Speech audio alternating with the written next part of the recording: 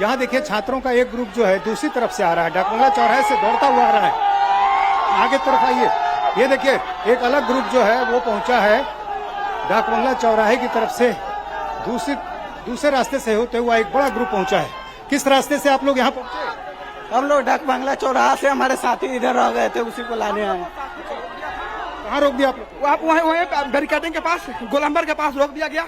1799 sir question leak हो गया BPSC में, टॉप 5 में पूर्ण रूप से भरा नहीं, उसको आप एसडीएम बना दिए। जो अगस्त लिखना नहीं आता उसको आप एसडीएम बना दिए।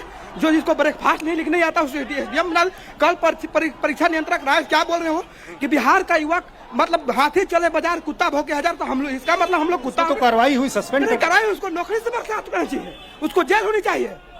ये कैसे आप कोई कॉकरोच बोल दे रहा है? ये बिहार की धरती है, जयप्रकाश नारायण की धरती है, यहाँ से बड़ी आंदोलन होगी।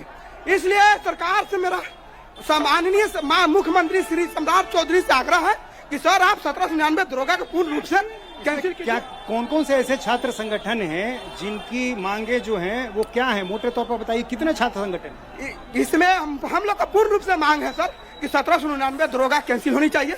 बीपीएससी की पेपर जो 17वीं जो पूर्ण रूप से लीक हो गया है, यही से क्वेश्चन गोलंबर से ही क्वेश्चन हुआ था, क्वेश्चन पीटी का लीक, मेंस में भी धांधली हुई। और 17वीं बीपीएससी के बारे में आयोग ने कल साफ किया है कि इसको लेकर जो भी आरोप लगाए थे वो सही नहीं पाए गए। कोर्ट में बात गई, कोर्ट में भी कोई प्रमाण नहीं दिया गया। और जो कॉपी आप लोगों ने एक वायरल की थी, उस कॉपी की सच्चाई भी आयोग ने सामने रख दी। उसमें आयोग ने साफ कहा, कैमरे पर कहा है कि जो कॉपी वायरल की जा रही है वो सिर्फ एक छोटा हिस्सा है जिसमें सिर्फ 2 गलत आंसर हैं। बाकी सवाल जो हैं वो सारे सही थे।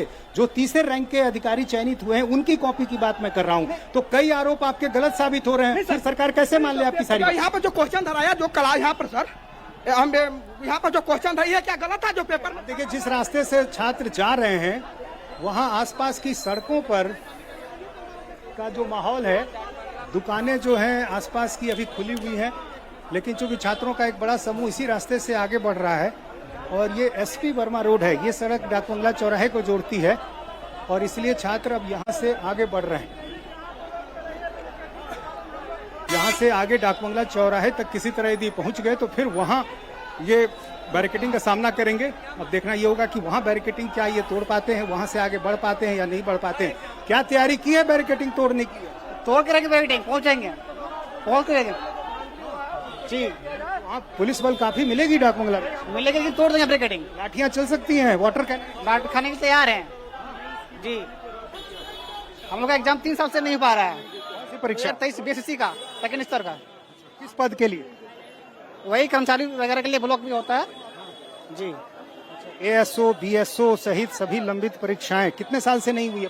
3 साल से एग्जाम नहीं आया है, फॉर्म भरा गया है जी। कहाँ से आ रहे हैं आप? हम जमुई से आ रहे हैं।